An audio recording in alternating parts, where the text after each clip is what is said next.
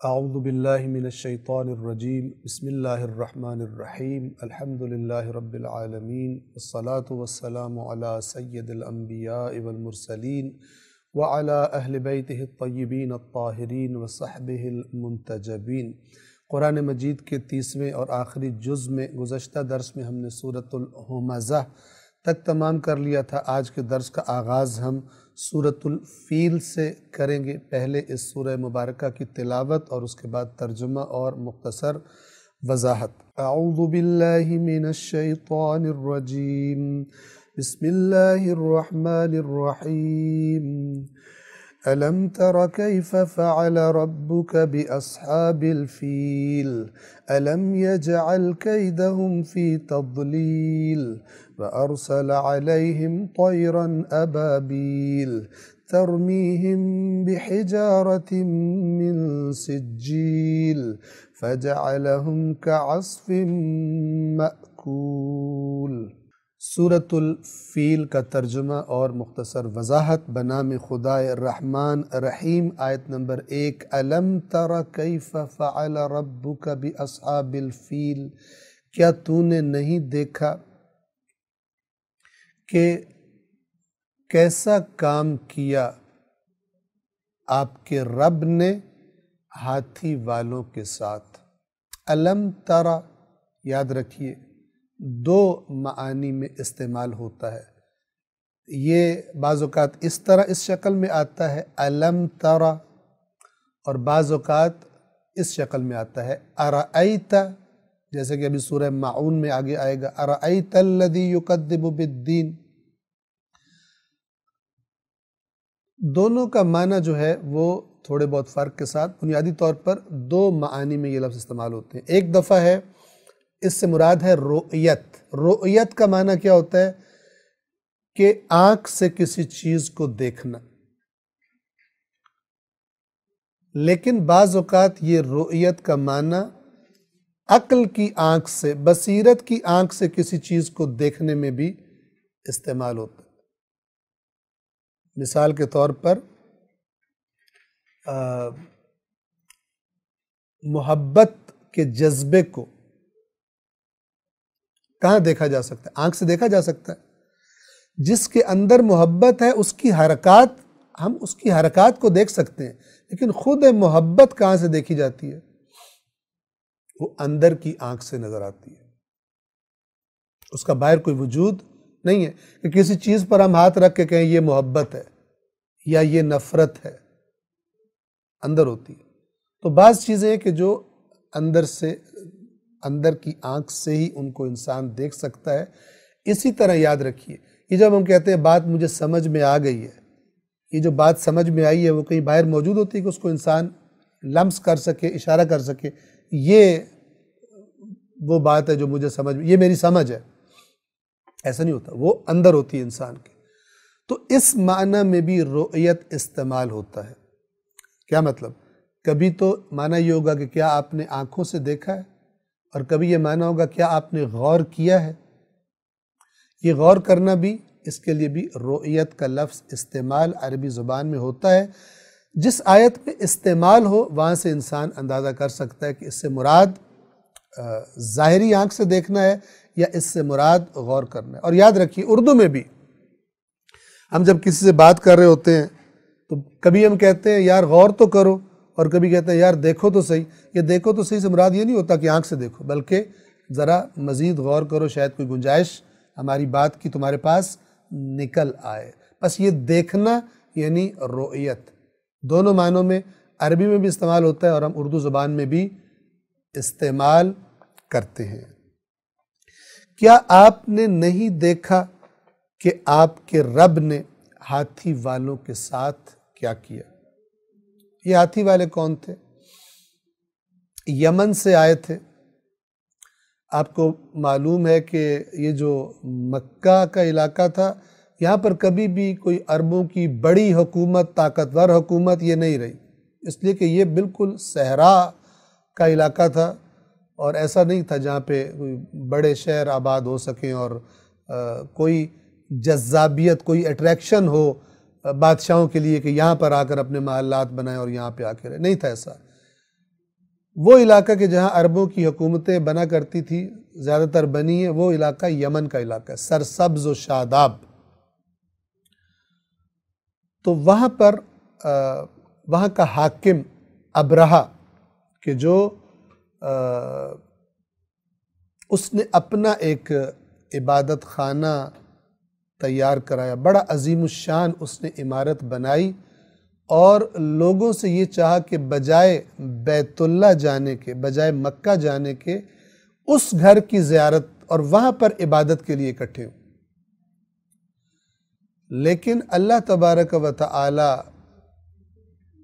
نے جو برکت ظاہر ہے کہ کعبہ میں رکھی تھی، اور جو لوگوں کے دلوں کے اندر اس گھر کی عقیدت تھی، وہ عقیدت چاہے وہ گھر چند پتھروں سے اس وقت بنا ہوا موجود تھا اور گھاس پھوس ڈال کر یا مثلا چند لکڑی کے تختے ڈال کر اس کی چھت بنائی گئی تھی، وہ گھر لوگوں کے دلوں میں زیادہ اہمیت رکھتا تھا اس عظیم الشان عمارت کی نسبت کہ جو ابرہہ نے تعمیر کروائی تھی۔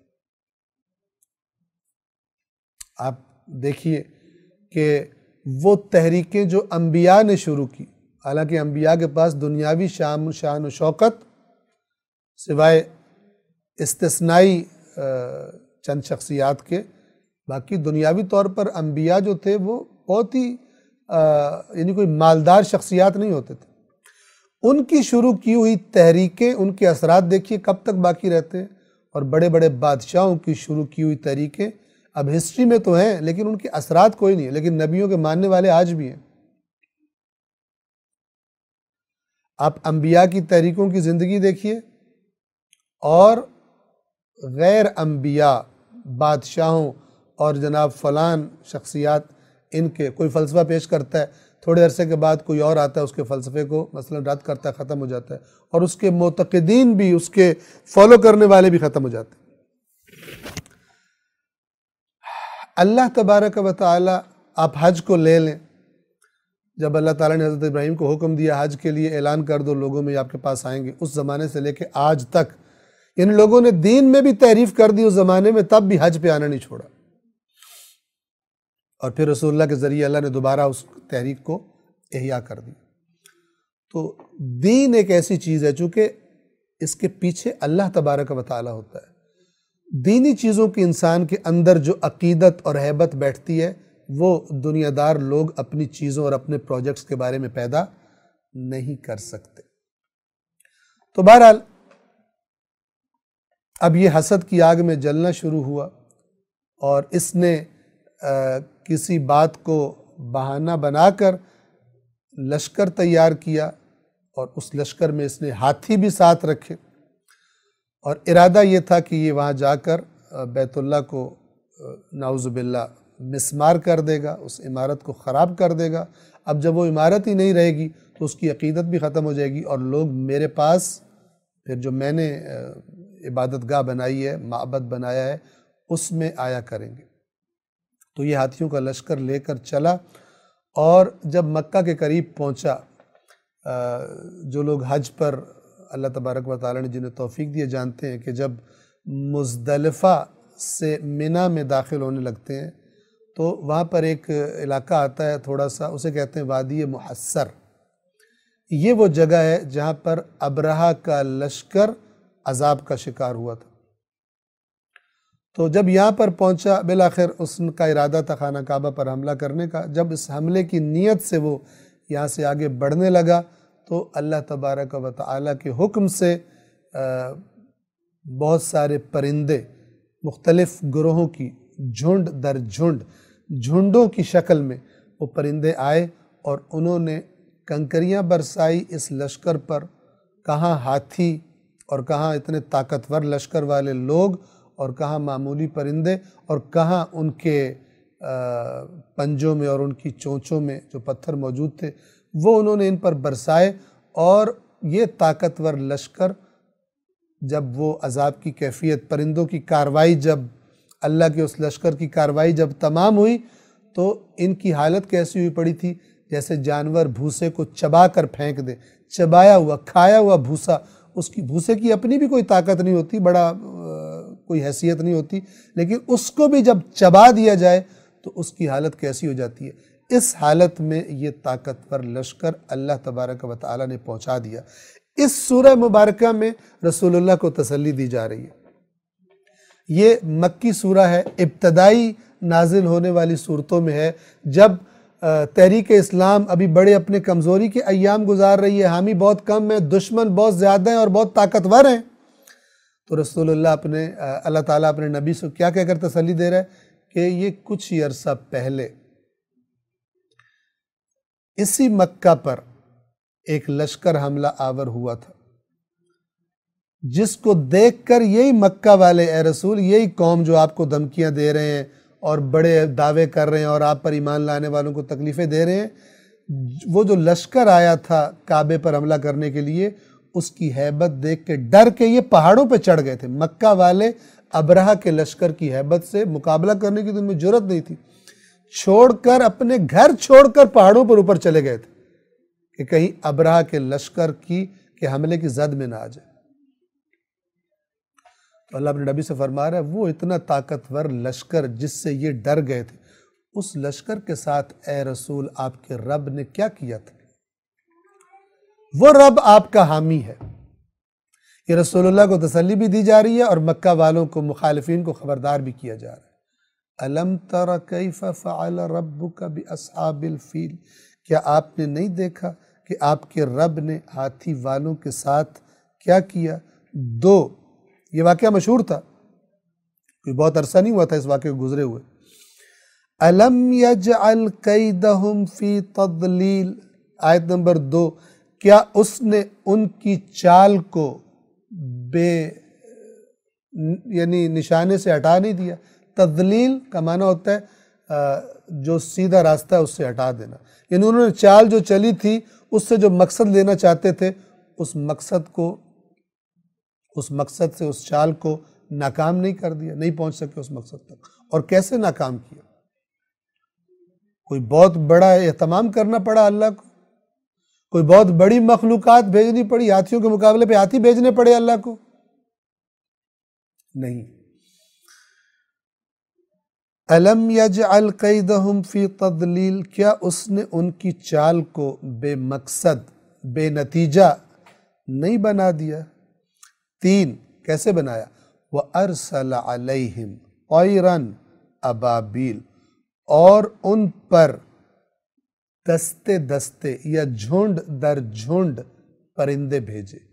طَيْرًا، پرندے، ابابیل، توجہ فرما لیں، ابابیل کسی پرندے کا نام نہیں ہے۔ کچھ لوگ جو ہیں وہ یہ مشہور ہے، غلط ہے لیکن مشہور ہے، اور وہ کیا کہ ابابیل کوئی خاص پرندہ ہے، اور لوگ کہتے ہیں کہ ان پہ اللہ تعالیٰ ابابیلیں بھیجے گا، اور ذہن میں کیا ہوتا ہے ان کوئی خاص پرندہ ہے۔ اور بعض لوگ تو ہیں انہوں نے کسی پرندے کی فوٹو کھینچ کر اور اس پر پوری تحقیق بھی کر ڈالی، یہ وہ ابابیل ہے جس نے یوں، آپ دیکھیں اس کے پنجے کتنے چھوٹے ہیں، اس کی چونچ کتنی چھوٹی ہے، اس نے ابرہہ کے لشکر کو تباہ کر دیا۔ لیکن بیچاروں کو یہ پتہ نہیں ہوتا کہ ابابیل کسی پرندے کا نام ہی نہیں ہے۔ ابابیل گروہوں کو کہتے ہیں، گروہ تر گروہ، یعنی پرندے بھیجے۔ کون سے پرندے تھے اللہ بہتر جانتا ہے۔ ابابیل کا مطلب ہے گروپس کی شکل میں، جھنڈ در جھنڈ وہ پرندے آئے، اور انہوں نے کیا کیا؟ 4، ترمیہم بحجارت من سجیل، جو ان پر سخت یعنی پکائی ہوئی مٹی کے پتھر برسا رہے تھے۔ اب کہیں سے وہ اللہ کے حکم سے وہ کنکریاں لے کر آئے تھے، اور وہ اس لشکر پر انہوں نے برسائے، اور چھوٹی چھوٹی کنکریاں ہاتھیوں کا کیا بگاڑ سکتی ہیں، انسانوں کا کیا بگاڑ سکتی ہیں، لیکن جب اللہ کسی چیز میں تاثیر رکھ دے تو پھر طاقتور ترین چیز ایک کمزور ترین چیز کے سامنے بے بس ہو جاتی ہے۔ ترمیہم بحجارت من سجیل، جو ان پر سخت مٹی کے پتھر برسا رہے تھے۔ آیت نمبر 5 جو آخری آیت ہے، کیا نتیجہ نکلا؟ فَجَعَلَهُمْ كَعَصْفٍ مَأْكُولٍ، تو نتیجے میں انہیں قرار دے دیا، یعنی انہیں بنا کے رکھ دیا۔ کیسا بنا کے رکھ دیا اس لشکر کو؟ جیسے بھوسا، کیسا بھوسا؟ کھایا ہوا۔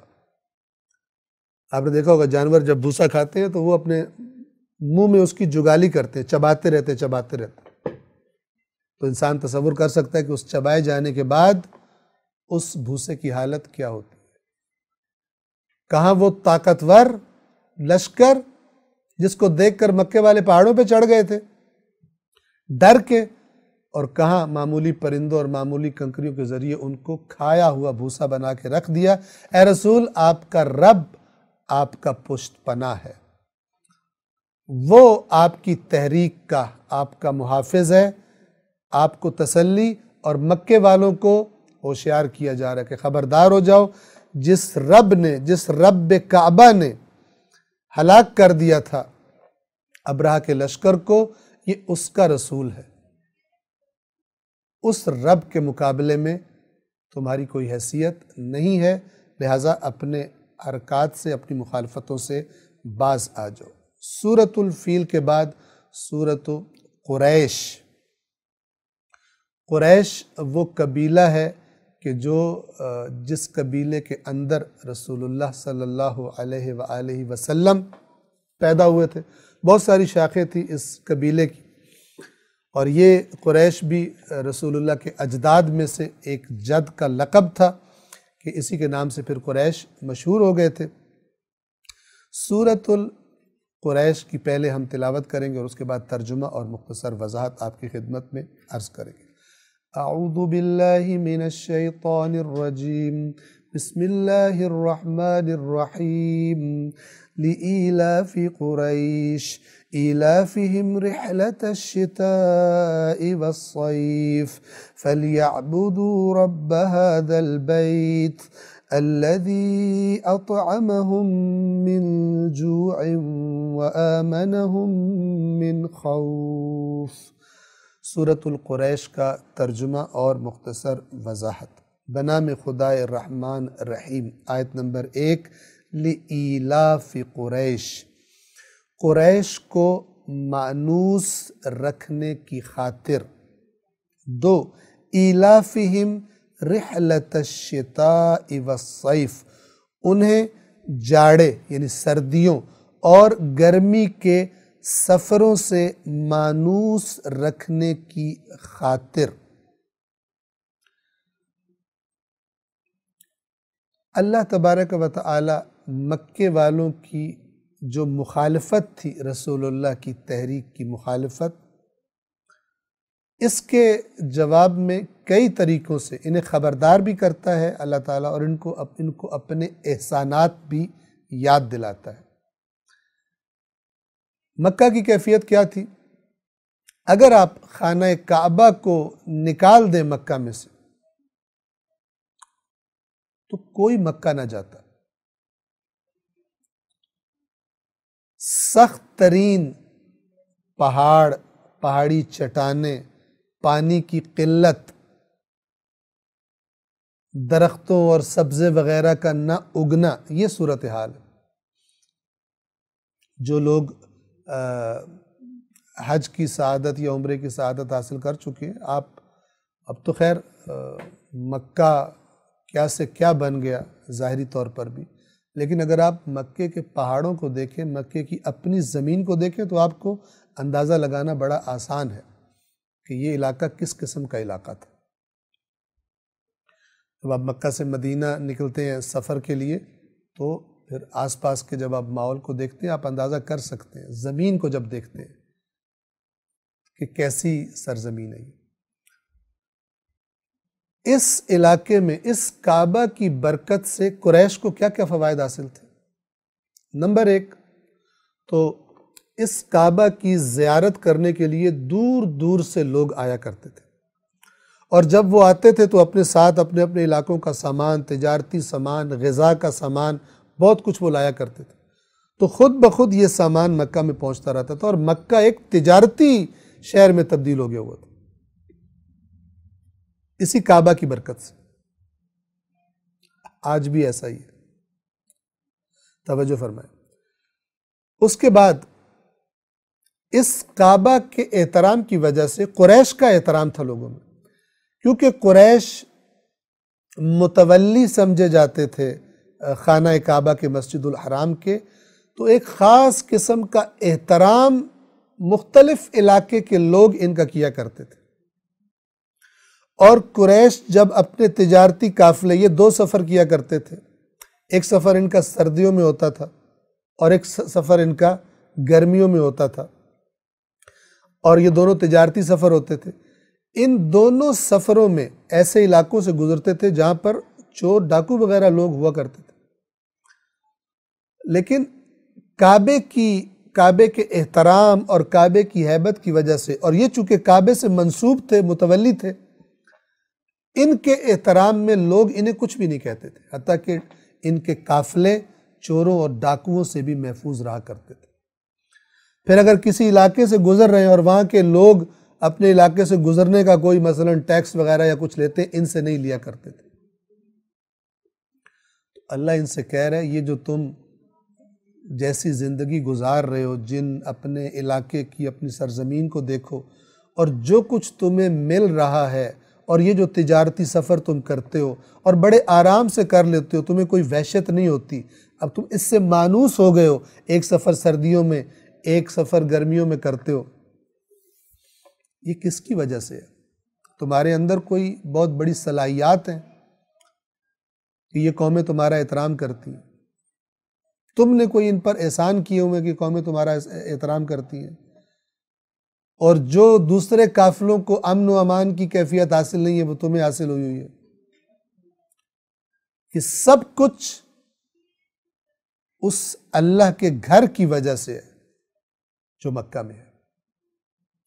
اب اسی اللہ کا ایک نبی اسی اللہ کی طرف تمہیں دعوت دینے کے لیے آیا ہے، اور تم ان تمام احسانوں سے صرف نظر کر کے اس نبی کے مخالف بنے کھڑے ہو، اس کی مخالفت کر رہے ہو، اس کے ساتھ دشمنی پہ اتر آئے ہو. جو اس پر ایمان لائے ہیں ان کو اذیتیں دیتے ہو، سزائیں دیتے ہو. یہ احسانات اس مختصر سی سورہ میں اللہ تبارک و تعالی نے یاد کرائے ہیں، اور کہا ہے کہ ان احسانوں کا تو پھر حق یہ بنتا تھا کہ اسی گھر کے رب کے تم لوگ عبادت کرو.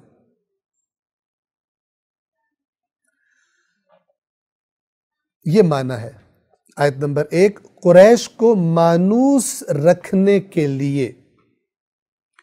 کس چیز سے مانوس رکھنے کے لیے؟ 2، انہیں جاڑے یعنی سردی اور گرمی کے سفروں سے مانوس رکھنے کے لیے. یعنی یہ جو ہم نے تم پر احسان کیے ہیں، ان کے لیے ہی تم کیا کرو، ان کے بدلے میں، ان کا شکر گزاری کے لیے تمہیں اللہ کے اس بیت اللہ کے رب کی عبادت کرنی چاہیے. چونکہ یہ ساری برکات اس بیت اللہ کی وجہ سے ہیں، لہٰذا اگلی آیت میں اسی بیت کا، اسی گھر کا ذکر کیا جا رہا ہے. آیت نمبر 3، فَلْيَعْبُدُوا رَبَّ هَذَا الْبَيْتِ. چاہیے تھا کہ وہ اس گھر کے رب کی عبادت کریں، شرک نہ کریں، اوروں کو اللہ کا شریک نہ بنائیں، اس گھر کے رب کی عبادت کریں. یہ جو ہم نے انہیں مانوس کر دیا، قریش کو سردیوں اور گرمیوں کے سفر سے مانوس کر دیا. یہ مانوس انسان تب ہوتا ہے جب خطرہ نہ ہو وہاں پر، ورنہ تو انسان کہتا ہے پتہ نہیں جا رہا ہوں، واپس آنا یا نہیں آنا. مانوس انسان کب ہوتا ہے؟ آپ دیکھیں مثلا کچھ جانور ہوتے ہیں جو مانوس ہو جاتے ہیں، کچھ جانور ہوتے ہیں وحشی ہوتے ہیں، مانوس نہیں ہوتے. یہ فرق ہے. ایک دفعہ ایک سفر سے انسان کو وحشت آ رہی ہو کہ پتہ نہیں کیا بنے گا، اور ایک دفعہ بڑے آرام سے جا رہا ہو، اطمینان ہو مجھے کچھ بھی نہیں ہونا اس سفر میں، سارے راستے میں مجھے کوئی کچھ نہیں کہے گا. یہ کیوں ہوا؟ اس بیت کی وجہ سے. تو پھر انہیں چاہیے تھا کہ وہ اس گھر کے رب کی عبادت کریں. آیت نمبر 4 جو آخری آیت ہے، کون سا رب؟ الذی اطعمہم من جوع وآمنہم من خوف. جس نے انہیں کھانا کھلایا، اطعمہم، اطعام یعنی کھانا کھلانا، جس نے، وہ رب کے جس نے انہیں کھلایا، کھانا کھلایا، غذا کھلائی، من جوعن، جوع کسے کہتے ہیں اصل میں؟ اس درد کو کہتے ہیں جو معدے میں اٹھتی ہے جب معدہ خالی ہو، اس کو عربی زبان میں جوع کہا جاتا ہے۔ جس نے انہیں بھوک میں، ہم اسے بھوک کہتے ہیں، بھوک میں کھانا کھلایا، وَآمَنَهُمْ مِنْ خوف، اور خوف سے انہیں امن دیا۔ بھوک سے کھانا کھلایا یعنی تم اپنا علاقہ دیکھو، تم تو بھوکے مر رہے ہوتے اگر یہ کعبہ نہ ہوتا، اگر اس کعبے کی وجہ سے اللہ کے تم پر یہ احسان نہ ہوتا، اور اگر یہ کعبہ نہ ہوتا تو تمہیں خوف ہوا کرتا سفر پر جاتے ہوئے، قافلہ لٹ جائے گا، قتل کر دیے جاؤ گے، جیسے دوسروں کے ساتھ راستے میں چور ڈاکو کیا کرتے تھے۔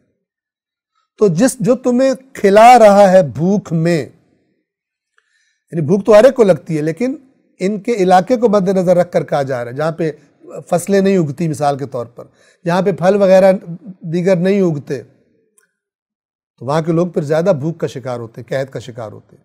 اس نے تمہیں کھلایا اور اس نے تمہیں خوف سے امن دیا، جیسا کہ ہم گزشتہ آیت میں آپ کی خدمت میں بیان کر چکے۔ تو خلاصہ یہ کہ مکہ والوں سے کہا جا رہا ہے کہ تم احسان فراموش نہ بنو، نہ شکر نہ بنو، جس بیت کی وجہ سے تم کھا رہے ہو اور امن میں رہ رہے ہو، اس بیت، اس گھر کے رب کی عبادت کرو، کسی کو اس کے ساتھ شریک نہ ٹھہراؤ، اور اللہ کے رسول کی مخالفت نہ کرو۔ یہاں پر سورہ قریش تمام ہوتی ہے، اور سورہ قریش کے بعد اگلی سورۃ الماعون ہے۔ پہلے ہم اس کی تلاوت کریں گے، اس کے بعد ترجمہ اور مختصر وضاحت آپ کی خدمت میں عرض کریں گے۔ اعوذ باللہ من الشیطان الرجیم، بسم اللہ الرحمن الرحیم۔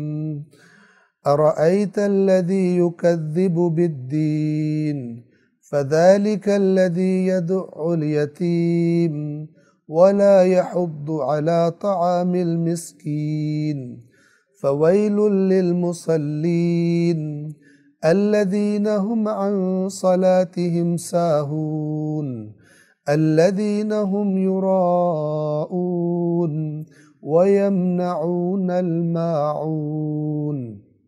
سورۃ الماعون کا ترجمہ اور مختصر وضاحت۔ بنام خدائے رحمان الرحیم۔ آیت نمبر 1۔ ارأیت، یہ وہی لفظ ہے تھوڑی سی بدلی ہوئی شکل میں جو سورۃ الفیل میں گزرا، الم ترى، معنی وہی ہے۔ ارأیت الذی یکذب بالدین، کیا آپ نے دیکھا اس شخص کو کہ جو یکذب، تکذیب کرتا ہے، جھٹلاتا ہے، یعنی کہتا ہے یہ جھوٹ ہے۔ کس کو جھٹلاتا ہے؟ بالدین، جزا کو۔ یاد رکھیے، دین دو معنی میں قرآن مجید میں آیا ہے، دو بڑے معنی میں۔ ایک معنی اس کا جزا ہے، اور ایک معنی اس کا قوانین کا مجموعہ، آئین، جسے شریعت اسلام کہتے ہیں۔ مثال کے طور پہ قرآن کہتا ہے ان الدین عند اللہ الاسلام، یقیناً دین اللہ کے نزدیک اسلام ہے۔ یہاں پہ دین کیا مطلب ہے؟ یعنی آئین، شریعت اسلام، احکام اسلام۔ لیکن جب ہم دیکھتے ہیں مالک یوم الدین، وہاں پر کیا معنی ہے؟ اسلام کے دن کا مالک نہیں، جزا کے دن کا مالک۔ جزا کیا ہوتی ہے؟ کسی اچھے یا برے کام کے نتیجے میں جو بدلہ دیا جاتا ہے اس کو جزا کہتے ہیں۔ کیا آپ نے اس کو دیکھا ہے جو جزا کو جھٹلاتا ہے؟ یہاں پر دین کو اگرچہ اگر کوئی اسلام کے معنی میں لینا چاہے تو امکان ہے، لیکن ترجیح کس معنی کو بنتی ہے اگلی آیات کو دیکھ کر؟ جزا والے معنی کو، کیونکہ آگے نمازیوں کا ذکر بھی ہے۔ ان نمازیوں کے لیے ہلاکت ہے۔ تو نمازی دین کو جھٹلاتے تھوڑی ہیں، وہ تو کہتے ہیں ہم دین کو، اسلام کو مانتے ہیں، بلکہ اللہ تعالیٰ فرما رہا ہے کہ دین کو بعض ماننے والے بھی جو کہہ چکے ہم نے مان لیا، جزا کو نہیں مانتے، چاہے لاکھ کہتے رہے ہم جزا کو مانتے ہیں، کیونکہ آگے جو آیات آ رہی ہیں ان کو اگر ہم مد نظر رکھیں تو ترجیحاً ہم کون سا معنی لیں گے؟ جزا کا معنی لیں گے، اگرچہ دین کا معنی یعنی اسلام والا معنی بھی لیا جا سکتا ہے۔ اگر ہم اسلام والا معنی لیں تو کیا ترجمہ کریں گے؟ کیا آپ نے اس شخص کو دیکھا ہے جو دین اسلام کو جھٹلاتا ہے؟ اور اگر جزا والا معنی کریں گے تو ہم کیا کہیں؟ مالک یوم الدین والا، تو کیا کہیں گے؟ کیا آپ نے اس شخص کو دیکھا ہے جو جزا کو جھٹلاتا ہے؟ مالک یوم الدین، جزا کے دن کا مالک۔ اور یہاں پہ یہ بھی ہم آپ کی خدمت میں عرض کر دیں کہ عربی زبان میں جزا دونوں اچھے اور برے دونوں معنی کے لیے استعمال ہوتا ہے، یعنی ہم جو سزا کہتے ہیں عربی زبان میں اس کے لیے بھی سزا عربی کا لفظ نہیں ہے۔ جزا اچھی بھی ہو سکتی ہے، بری بھی ہو سکتی ہے، دونوں شامل ہیں اس میں، جبکہ جب ہم اردو میں کہتے ہیں تو جزا کو اچھے بدلے کے لیے استعمال کرتے ہیں اور اس کے مد مقابل سزا کے لفظ کو استعمال کرتے ہیں۔ اردو میں ایسا ہے، عربی میں جزا میں دونوں، جزا کے معنی میں دونوں شامل ہیں۔ کیا آپ نے اس شخص کو دیکھا ہے جو جزا کو جھٹلاتا ہے؟ کیا مطلب؟ یعنی وہ نہیں مانتا کہ جو وہ کام کر رہا ہے اس پر کوئی انعام ملنا ہے، یا یہ کہ جو وہ غلط کام کر رہا ہے اس پر کوئی اس کی پکڑ ہونی ہے، سزا ملنی ہے، اس کو نہیں مانتا، قیامت کو نہیں مانتا، اس کا کوئی حساب کتاب ہونا ہے، اس کو نہیں مانتا۔ اب یہاں پر جب ایک مسلمان اس آیت کو پڑھتا ہے تو کہتا ہے کہ اس آیت سے غیر مسلم لوگ مراد ہیں، میں تو الحمدللہ مسلمان ہوں، میں تو قیامت کو بھی مانتا ہوں، چاہے تم دین کا معنی اسلام کرو میں اسے مانتا ہوں، چاہے تم دین کا معنی قیامت کرو، جزا کرو، میں اسے مانتا ہوں، میں تو الحمدللہ، یہ آیت مجھ سے کچھ نہیں کہہ رہی، یہ غلط ہے۔ آیات قرآن میں تدبر کی جو دعوت دی گئی ہے وہ انسان کے آگے اور دریچے بصیرت کے کھول دیتی ہے۔ یہ قرآن مجید کی ہدایت کا نور اس کے دیکھنے کی طاقت کو، یعنی اس کی باطنی طاقت کو، بصیرت کو، اس کی رینج کو بہت زیادہ بڑھا دیتا ہے، بہت دور تک دیکھ لیتا ہے۔ اب آپ غور فرمائیے، کیا آپ نے اس شخص کو دیکھا کہ جو جزا کو جھٹلاتا ہے؟ اب مثال کے طور پہ کوئی بندہ کہ میں تو نہیں جھٹلاتا، میں تو مسلمان ہوں، میں تو سارے اصول دین کو مانتا ہوں، میں تو قیامت پر بھی ایمان رکھتا ہوں، قرآن اسے قبول نہیں کرتا زبان سے کہنے کو۔ یہ آیت آپ کو خود بتائے گی۔ کون نہیں مانتا قیامت کو؟ آیت نمبر 2، فَذَلِكَ الَّذِي يَدُعُّ الْيَتِيمَ، تو وہی ہے، یہ وہی شخص ہے جو یتیم کو یدعو دھکے دیتا ہے۔ یہ دھکے دینے سے مراد بدسلوکی ہے، بد اخلاقی ہے۔ دھکے دینا ایک اظہار ہے اس بد اخلاقی کا۔ دوسری علامت کیا ہے قیامت کو، جزا کو جھٹلانے والے کی؟ آیت نمبر 3، وَلَا يَحُدُّ عَلَىٰ طَعَامِ الْمِسْكِينِ، اور ترغیب نہیں دیتا مسکین کو کھلانے کی۔ طعام المسکین، مسکین کو کھانا کھلانے کی ترغیب نہیں دیتا۔ یہ دو علامتیں جس میں ہیں، قرآن فرما رہا ہے کہ یہ بندہ جزا کو نہیں مانتا، چاہے کہے میں مانتا ہوں، چاہے اپنے سر پہ اپنے ماتھے پر لکھوا لے میں قیامت کو مانتا ہوں، چاہے اپنے گھر کے باہر لکھوا لے کہ یہاں رہنے والا قیامت کو مانتا ہے، نہیں مانتا۔ جب تک یہ علامات اس کے اندر پائی جاتی ہوں نہیں مانتا۔ یہ کیسے ہے؟ یہ بالکل اس کی مثال اسی طرح ہے، اللہ تبارک و تعالی انسان کو سمجھا رہا ہے بالکل اسی طرح جس طرح ایک مخلص ڈاکٹر، ایک طبیب ایک ایسے بندے کو سمجھاتا ہے جس کو بڑی خطرناک بیماری ہے لیکن اس بندے کو پتہ ہی نہیں کہ میں بیمار ہوں. اور آپ کو پتہ ہے نا جو چھوٹی موٹی بیماریاں ہوتی ہیں وہ جلدی پکڑی جاتی ہیں، ان کے آثار جلدی نظر آتے ہیں. خطرناک بیماریاں جو ہوتی ہیں وہ بہت دیر کے بعد ان کا پتہ چلتا ہے کہ یہ بیماری ہے بھی یا نہیں. کئی لوگوں کو عرصہ دراز کے بعد پتہ چلتا ہے انہیں کینسر ہے، اور پتہ تب چلتا ہے جب اس کا علاج نہیں ہو سکتا. مثال کے طور پر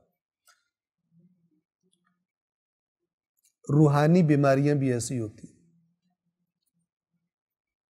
تو وہ جو طبیب ہے وہ اللہ ہے. وہ بتا رہے کہ تو مت کہہ کہ تو صحت مند ہے، تو مت کہہ کہ تو مانتا ہے قیامت کو. میں تجھے بتا رہا ہوں تو نہیں مانتا، تو بیمار ہے، تیرے اندر یہ بیماری موجود ہے جزا کو جھٹلانے کی.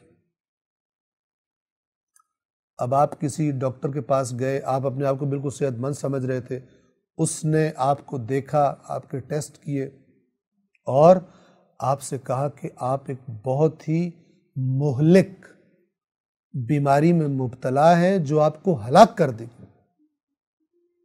آپ کو ایک جھٹکا لگا. آپ نے کہا ڈاکٹر صاحب میں تو بالکل ٹھیک ہوں، میں تو روز صبح ایکسرسائز کرتا ہوں، میں تو ہر چیز کھاتا ہوں فلان، مجھے سر میں درد تک نہیں ہوتا. آپ کہہ رہے ہیں ہلاکت والی بیماری ہے. اگر آپ کو ڈاکٹر کی بات پر اعتماد ہے، کون بے وقوف ہوگا جس کو ڈاکٹر کی بات پر اعتماد نہ ہو، جبکہ ڈاکٹر اس کا مخلص بھی ہو؟ بہت بڑا بے وقوف ہوتا ہے. اللہ کی بات پر اعتماد نہ کرنے والے بھی بہت بڑے بے وقوف ہیں. رسول اللہ کی بات پر بھی اعتماد نہ کرنے والے، وہ اعتماد جو واقعاً اعتماد ہو، صرف زبان کی حد تک محدود نہ ہو، وہ بہت بڑے بے وقوف ہیں. اسی لیے قرآن مجید فرماتا ہے اکثرہم لا یعقلون، اکثر ان میں سے عقل استعمال ہی نہیں کرتے. کیوں نہیں کرتے؟ ان کی عقل لگی ہوئی ان کی خواہشیں پوری کرنے میں، ان کی دنیاوی آرزویں پوری کرنے میں. تو وہ ڈاکٹر آپ سے کہتا ہے کہ مہلک بیماری ہے آپ کو. آپ کہتے ہیں آپ کیسے کہہ رہے ہیں؟ وہ کہتا ہے یہ ٹیسٹ ہے، یہ آپ کے بلڈ کے اندر یہ مسئلہ ہے، یہ مسئلہ ہے، یہ بتا رہا ہے کہ آپ موت کے قریب آ چکے ہیں. ظاہری طور پہ آپ اپنے آپ کو بڑا صحت مند سمجھ رہے ہیں. کائنات کا سب سے بڑا طبیب جو خالق بھی ہے، اس سے بہتر کون جانتا ہے بیماریوں کو؟ وہ بتا رہا ہے مت کہہ زبان سے کہ تو جزا کو مانتا ہے، پہلے دیکھ یہ تیرے 2 ٹیسٹ کلیئر ہیں یا یہ ٹیسٹ کلیئر نہیں ہے. پہلا ٹیسٹ کیا ہے؟ یتیم سے بدسلوکی. کیسے تیرے اندر جرأت آئی ہے یتیم سے بدسلوکی کی؟ کہ ایسی عمر میں کہ جب کہ وہ خود طاقتور نہیں ہے، اپنے قدموں پہ کھڑا نہیں ہے، تو نے اس کو بے سہارا سمجھا اور اس کے مال پہ چڑھ دوڑا، اور اس کو تو ڈرا دھمکا کے رکھتا ہے تاکہ وہ اپنا مال تجھ سے طلب نہ کر سکے، ڈرا رہے تجھ سے. اب اس میں وہ بھی شامل ہیں کہ جو کسی یتیم کی سرپرستی ہو ان کے پاس. مثلا ایک بھائی مر گیا، اس کے چھوٹے چھوٹے بچے ہیں، دوسرے بھائی کے پاس سرپرستی آ گئی. اب وہ بھائی یا اللہ کا نمائندہ بن کے سرپرستی کرے گا یا ابلیس کا نمائندہ بن کے سرپرستی کرے گا. اب میں آپ کو مثال دیتا ہوں. کوئی بندہ اپنے یتیم بھتیجوں یا بھانجوں کا مال کھاتا رہے اور اوپر سے ساتھ ساتھ تسبیحیں بھی پڑھتا رہے اور عمرے بھی کرتا رہے اور حج بھی کرتا رہے اور زیارتیں بھی کرتا رہے، یہ اس کے منہ پہ دے ماری جائیں گی. اس سے کہا جائے گا تو ان ہستیوں کے در پہ جاتا تھا، تجھے حیا نہیں آتی تھی کہ اتنی بے شرمی کرنے کے بعد اسی بے شرمی کے ساتھ تو آتا تھا اور اسی بے شرمی کے ساتھ تو واپس بھی چلا جاتا تھا، تیرے پہ اثر نہیں ہوتا تھا. چونکہ انسان دیکھیں بعض اوقات کیا ہوتا ہے، انسان بعض لوگوں کے سامنے گناہ کر رہا ہوتا ہے، لیکن بعض ایسی ہستیاں جن کا وہ احترام کرتا ہے، جب اس کو پتہ چلتا ہے، ان کو پتہ چل گیا ہے تو اس کو شرم آتی ہے کہ چونکہ ان کا احترام زیادہ کرتا ہے.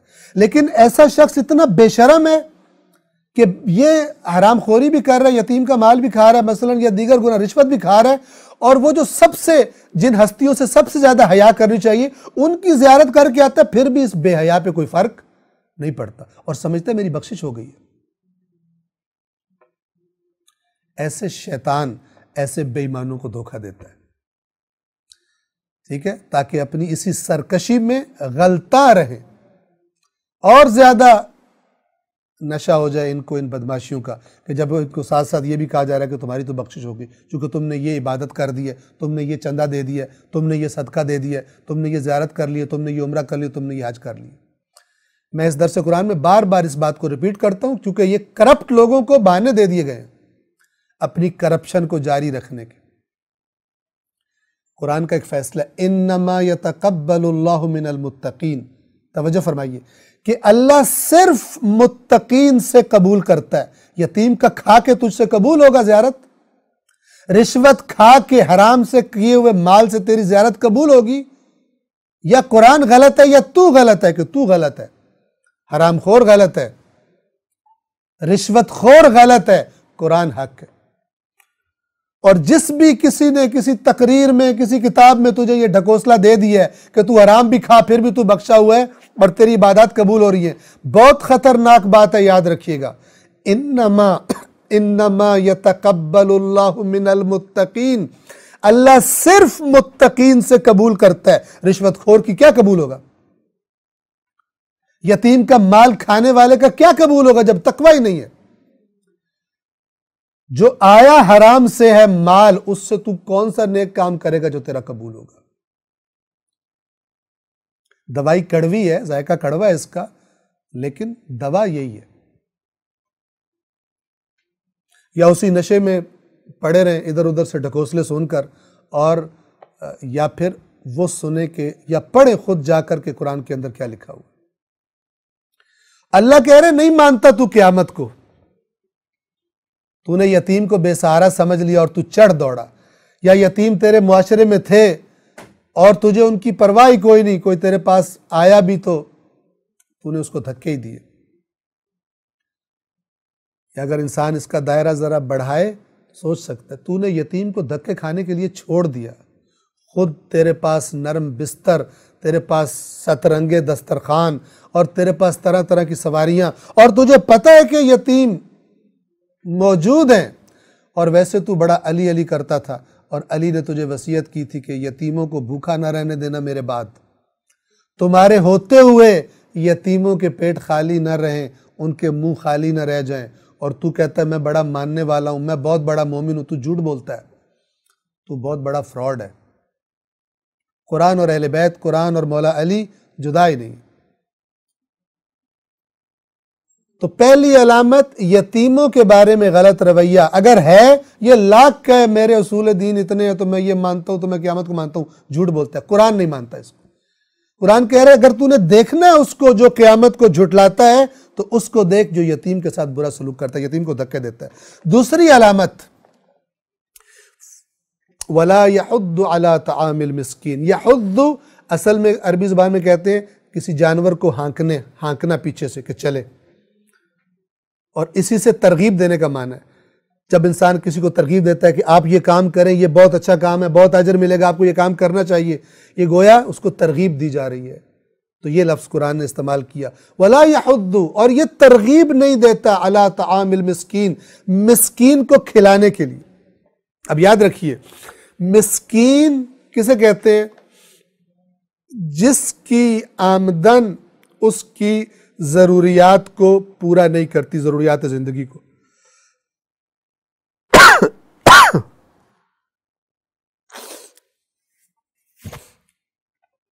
قرآن میں اس میں طعام مسکین کا تذکرہ ہے، کھانا کھلانا، لیکن انسان سمجھ سکتا ہے کہ یہ ایک بڑی ضرورت ہے کہ جس کے بغیر یعنی بھوکا انسان زندہ نہیں رہ سکتا، اس کا ذکر کیا جا رہا ہے۔ اوورآل جو تعلیمات قرآن اور تعلیمات اسلام ہیں قرآن و حدیث کی روشنی میں، وہ مساکین کا خیال رکھنا، ان کی ضروریات زندگی کو پورا کرنا، لباس نہیں ہے لباس پہنانا، تعلیم نہیں ہے تعلیم دینا۔ اچھی طرح توجہ فرمائیے، اچھی طرح توجہ فرمائیے۔ ایک دفعہ ہے کہ ایک شخص کے پاس ہے مال اور وہ اس مال سے مسکین کو، ضرورت مند کی مدد کرتا ہے۔ ایک دفعہ ہے کہ میں کہوں کہ مثلا میرے پاس تو مال ہے ہی نہیں، یا اللہ میں کیسے ہیلپ کروں، تو مجھے بھی اللہ تعالیٰ بغیر ذمہ داری کے نہیں چھوڑتا مسکین کے معاملے میں، اگر میری حالت ایسی ہو کہ میرے پاس کوئی مال نہیں ہے، کوئی بھی ہو، اس کو بھی خداوند عالم آزاد نہیں چھوڑتا۔ تیرے پاس مال نہیں ہے لہذا تیری مسکینوں کے بارے میں کوئی ذمہ داری نہیں ہے۔ اگر تیرے پاس مال نہیں ہے تو یہ آیت کیا کہہ رہی ہے؟ تیرے پاس مال نہیں ہے لیکن تیرے پاس زبان تو ہے، تیرے کچھ دوست تو ہیں، تیرے کچھ جاننے والے تو ہیں، ان کو ترغیب دلا سکتا ہے تو نیکی کے کام کی طرف دوسروں کو خبر تو پہنچا سکتا ہے کہ فلان مسکین ہے، فلان یتیم ہے، فلان جگہ پر یہ مثلا الہی کام ہے، اس کے لیے تم شامل ہو جاؤ۔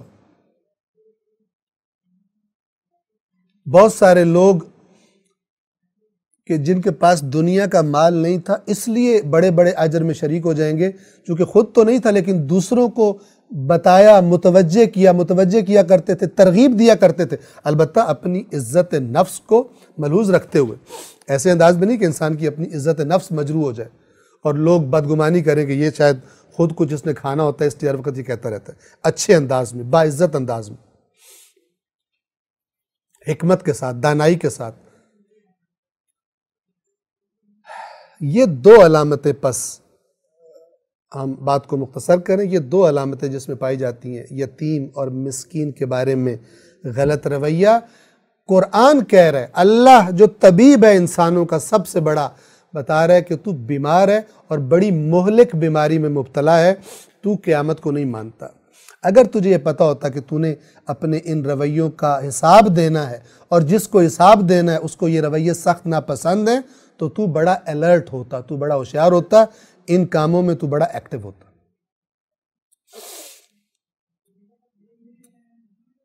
اب یہ عام دو صفات بیان کی اور پھر اسی قیامت کو جھٹلانے سے اب یہ بڑا عجیب ہے مسئلہ، مربوط کیا جا رہا ہے ان نمازیوں کو جو نماز کے بارے میں سستی اور غفلت کا شکار ہوتے ہیں۔ بے نمازیوں کی بات نہیں ہو رہی، بے نمازیوں کی بات نہیں ہو رہی، توجہ فرمائیں۔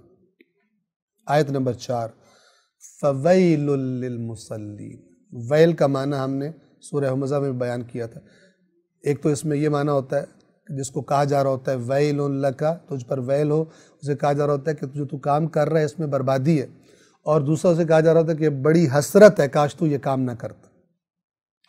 فَوَيْلٌ لِّلْمُصَلِّينَ، تو ہلاکت ہے نمازیوں کے لیے۔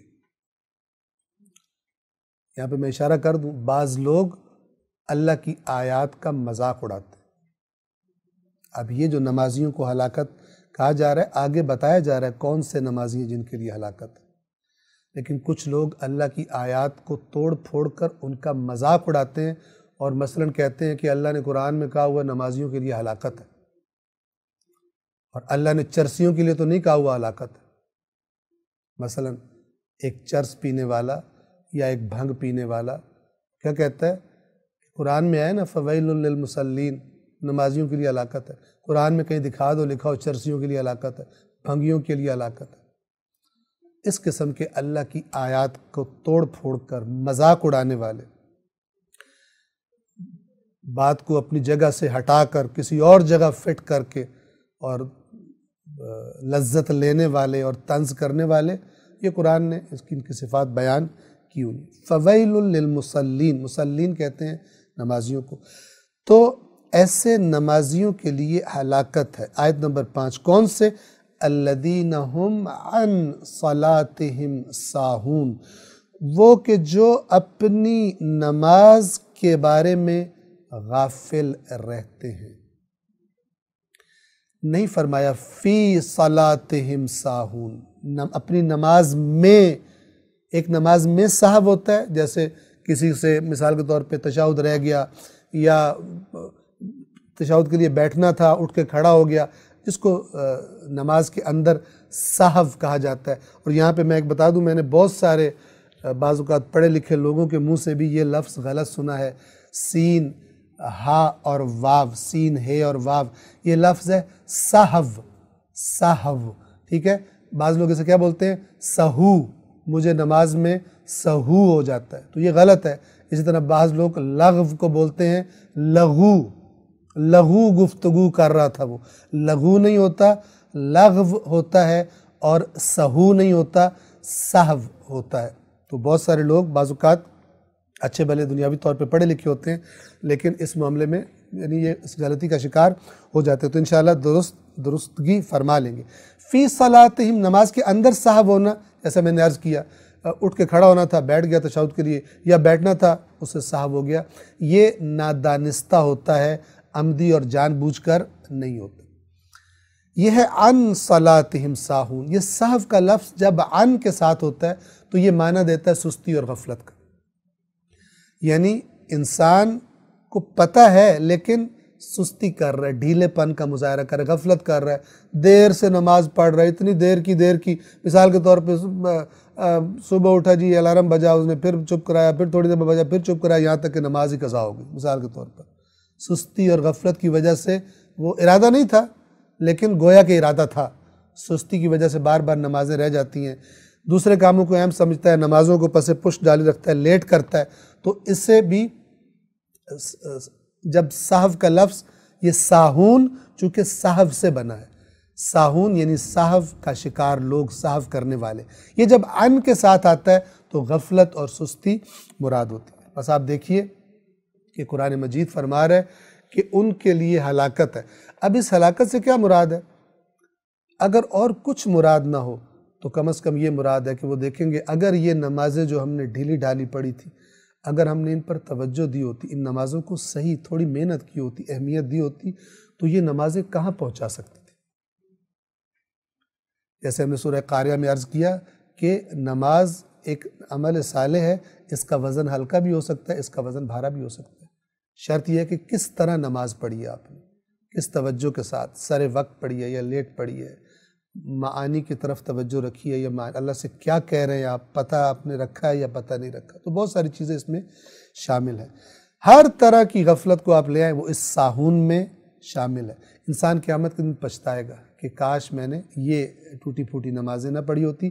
اسی لیے اصول کافی کے اندر بھی موجود ہے، دیگر کتب میں بھی، کتب روایات میں امام جعفر صادق علیہ السلام سے منقول ہے، وقت شہادت فرمایا جو لوگ موجود ہیں جمع کرو، جب جمع ہو گئے تو مفہوم بیان کر رہا ہوں میں، تو اس کے بعد فرمایا کہ میرے شیعوں کو یہ پیغام دے دینا کہ ہماری شفاعت نماز کو ہلکا سمجھنے والوں کو نصیب نہیں ہوگی۔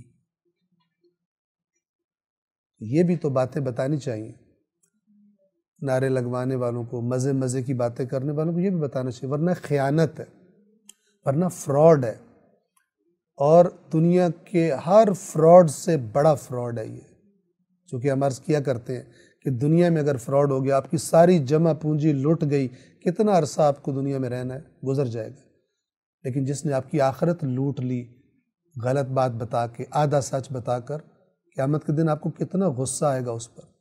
کوئی آپ کے ساتھ چند لاکھ روپے کا فراڈ کر لے، آپ کو دل کرتا ہے کہ اس کو ایسی جیل ہو کہ جیل سے نکلے ہی کبھی نہیں، آپ کا بس چلے تو آپ اس کا منہ نوچ لیں، ایسا دل کرتا ہے یا نہیں کرتا؟ قرآن نے بتایا وہ قیامت کے دن جو غلط دین بتانے والے تھے اور رہنما بنے ہوئے تھے، وہ اپنے پیروکاروں سے بیزاری کریں گے، اور یہ پیروکار بھی بیزاری کریں گے اور ایک دوسرے پہ لعنتیں کریں گے، ایک دوسرے پہ لعنتیں کریں گے، اور پیروکار کہیں گے یا اللہ ان کو دگنا عذاب دے، ان لعینوں کی وجہ سے آج ہم اس سٹیج پر پہنچے، اس جہنم میں پہنچے۔ تو قرآن مجید نے فیوچر کی تصویر بھی دکھا دی ہوئی ہے۔ الذین هم عن صلاتہم ساہون، جو وہ نمازی کے جو اپنی نمازوں کے بارے میں غفلت کا شکار ہے، یعنی ڈھیلا ہے، روٹین میں ڈھیلا ہے، نماز کے بارے میں غافل ہے، پتہ ہی نہیں چلتا کیا کر رہا ہے، کب کر رہا ہے۔ 6 اور ایک اور صفت ان نمازیوں کے لیے بھی ہلاکت ہے۔ کیا صفت ہے جن کی؟ الذین هم یراؤون، جو ریاکاری کرتے ہیں، یعنی نماز پڑھتے ہیں دکھانے کے لیے۔ اور یہ میں ایک مثال دے رہا ہوں، انشاءاللہ ہم سب اپنی اصلاح کی کوشش کریں کہ مثلا فرض کریں کہ جب میں اپنے گھر میں تنہائی میں مثلا فجر کی نماز کے لیے کھڑا ہوتا ہوں تو کیسی نماز پڑھتا ہوں، اور جب میں مسجد میں یا کسی اور جگہ پر جہاں اور لوگ بھی مجھے دیکھ رہے ہیں، وہاں جب نماز پڑھتا ہوں تو آیا میری گھر کی نماز اور مسجد کی نماز میں فرق ہوتا ہے؟ یہ فرق کیوں ہے؟ اس فرق کی جڑ کہیں ریاکاری میں تو نہیں ہے؟ یعنی بندے زیادہ امپورٹنٹ ہے، اللہ کی کوئی پرواہ نہیں، اللہ کے سامنے جیسے بھی کھڑے ہو جو مسئلہ نہیں ہے، بندوں کے آگے بےزتی نہ ہو، اللہ کے آگے اللہ تو بڑا غفور و رحیم ہے۔ یہ ریاکاری کے جراثیم ہے، ریاکاری کے جراثیم۔ اللہ واقعاً غفور الرحیم ہے، اس کا مطلب یہ ہے کہ بندوں کو زیادہ امپورٹنس دی جائے اللہ کے سامنے؟ اللہ دیکھ رہا ہے، کچھ نہیں ہوتا، بندے دیکھ رہے ہیں، الرٹ ہو جاؤ۔ یہ اتنی خطرناک بیماری ہے کہ جو انسان کو پھر بڑے بڑے گناہ بھی کروا دیتی ہے۔ بندوں سے چھپے گا، اللہ سے تو اللہ کو امپورٹنس دینے کی اس کو عادت نہیں ہے، اس کے اندر صفت نہیں ہے، تو پھر بڑی بڑی خرابیاں بھی یہ بیماری انسان سے کروا دیتی ہے۔ کون سی؟ ریاکاری والی۔ اور ایک اور تو بدترین نتیجہ ریاکاری کا وہ کیا ہے کہ اجر و ثواب کچھ بھی نہیں ملتا۔ روز قیامت کہا جائے، کوئی بندہ کہے جی میں نے تو اتنی نمازیں پڑھی تھی، اللہ تعالیٰ کہے جن کے لیے پڑھی تھی چاہتا تھا لوگ تجھے کہیں نمازی ہے، لوگ بڑی تعریف والی نظروں سے تجھے دیکھیں، تیری تعریف کریں بڑا نمازی ہے، تو نے اجر لے لیا وہاں پر، یہاں پہ کچھ بھی نہیں تیرے لیے۔ انما یتقبل اللہ من المتقین، اللہ صرف متقین سے قبول کرتا ہے۔ یہ ہر جگہ کو یہ آیت اپنے دائرے میں لیے ہوئے۔ ریاکاری خلاف تقوی ہے، تقوی خدا کا خوف، ریاکاری بندوں کا خوف۔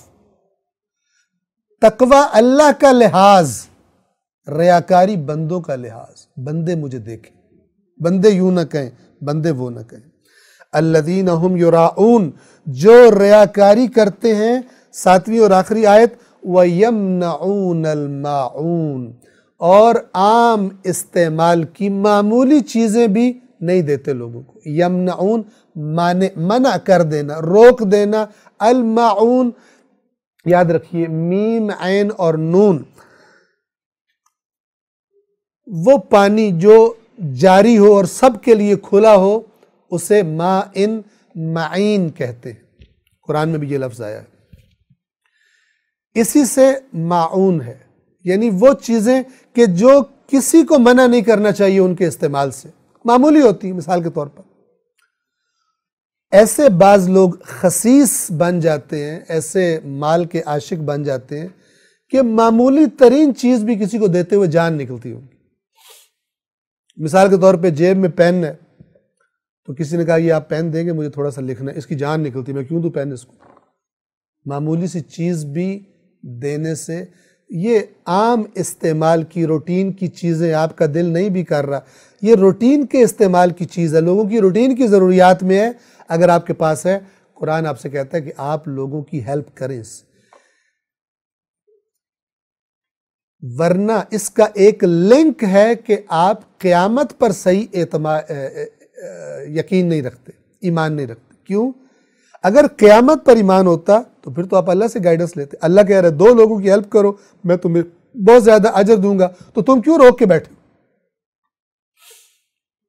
توجہ فرمائیں، اس سے مراد وہ چیزیں ہیں کہ جو عام انسانی زندگی کی ضروریات ہوتی ہیں۔ ایسی چیزوں کو لوگوں سے رکاوٹ کا باعث بن جانا، یا ایسی چیزوں کو کہ جو مثال کے طور پہ عرض کروں، اس کی مختلف شکلیں ہیں، تفصیلات ہیں جو ہم ساری عرض نہیں کر سکتے۔ ایک چیز ہے کہ جو انسان کی ضرورت کی ہے اور اس کی معمولی قیمت ہے۔ آج کل کرونا وائرس چل رہا ہے، مثلا ماسک ضرورت ہے انسانیت کی،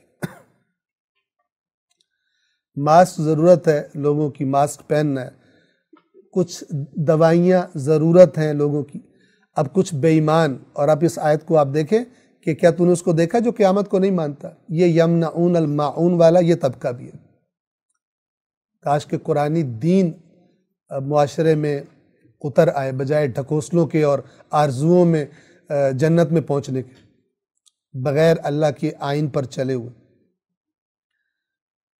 آج مسلمان امت کے بہت سارے لوگوں کی وہ حالت ہے جو یعنی مال کے معاملے میں جو یہودیوں کی حالت تھی،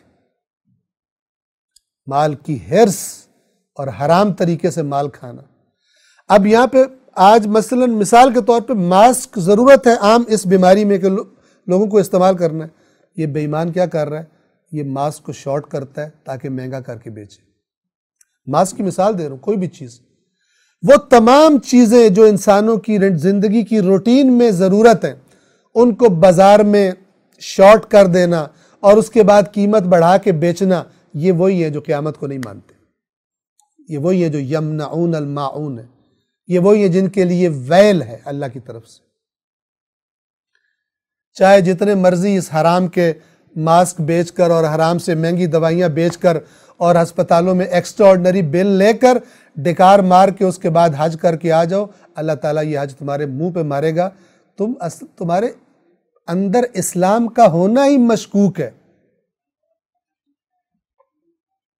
اگر قرآن مجید کے جو اندر سے ڈیل کرتا ہے انسان کے، ظاہر میں کوئی کفر کا فتویٰ نہیں لگے گا کیونکہ تم کلمہ پڑھتے ہو، لیکن قیامت کے دن تم نے کس صف میں کھڑے ہونا ہے وہ تمہیں قرآن بتائے گا، وہ تمہیں خدا بتائے گا. قرآن بتائے گا یعنی خدا بتائے گا. وہ بتائے گا تم اندر سے کیا ہو. چاہے تم نے رشوت کا مال کھا کے محل تعمیر کر کے اوپر ھذا من فضل ربی لکھ لیا ہو اور اوپر پاک پاک نام بھی لکھ لیے ہوں اور اوپر پتہ نہیں تم نے قرآن کی چند آیتیں بھی لکھ رہی ہوں، اللہ تمہیں بتائے گا تم بے ایمان ہو، کافر ہو یا تم مسلمان ہو. اللہ ظاہر کے مطابق فتویٰ نہیں دیتا، اللہ اندر کے مطابق فتویٰ دیتا ہے. علیم بذات الصدور یعلم خائنۃ الاعین وما تخفی الصدور. آنکھوں کی خیانت کا اسے علم ہے اور جو سینوں کے اندر چیزیں چھپائی جاتی ہیں، دلوں کے اندر مخفی باتوں کا بھی اس کو علم ہے. یہ یمنعون الماعون، وہ بے ایمان کہ جو لوگوں کی ضرورت کی چیزوں کو شارٹ کر دے، ایک دفعہ دینا ہی نہ، لیکن ایک اس کی شکل جو آج کل بڑی رائج ہے وہ یہ ہے کہ اس کی قیمت کچھ ہے، اس کو بڑھا کر لوگوں کو ضرورت محسوس ہوئی، اس کو بازار سے شارٹ کیا، ذخیرہ اندوزی کی، اس کے بعد یہ بے ایمان بیچ رہا ہے. چاہے تیرے منہ پہ داڑھی ہے، چاہے تیرے منہ پہ داڑھی نہیں ہے، چاہے تیرے ہاتھ میں تسبیح ہے، چاہے تیرے ہاتھ میں تسبیح نہیں ہے، چاہے تو شیعہ ہے، چاہے تو بریلوی ہے، چاہے تو دیوبندی ہے، چاہے سلفی ہے، اہل حدیث ہے، تو جو کچھ بھی ہے تو مومن نہیں ہے. قرآن مجید کی نظروں میں تو بے ایمان ہے، تو قیامت کو نہیں مانتا اور اللہ تجھے پکڑے گا. وَيَمْنَعُونَ الْمَاعُونَ. اور اس قسم کی بے ایمانیوں سے کمائے ہوئے مال سے تو نے اگر عمرہ کیا اور تو نے حج کی سمجھا اللہ نے سب بخش دیے، انما یتقبل اللہ من المتقین، اللہ صرف متقین سے قبول کرتا ہے. حرام کے مال سے کیا ہوا حج اور عمرہ، لوگ مر رہے تھے، تو نے مہنگی کر کے چیز بیچی، اب تو کہہ رہا عمرہ کر کے بیلنس ہو جائے گا. بے ایمانوں سے اللہ قبول نہیں کرتا. تو دنیا میں بھی لوگوں کو بھی بے ایمانی کرتا ہے، اللہ کو بھی تو بے ایمانی لگانا چاہتا ہے. یخادعون اللہ والذین آمنوا وما یخدعون الا انفسهم وما یشعرون. یہ دھوکہ دینے کی کوشش کر رہے ہیں اللہ کو اور ایمان والوں کو، لیکن سوائے اپنے آپ کے کسی کو دھوکہ نہیں دے رہے، لیکن بے شعور ہیں.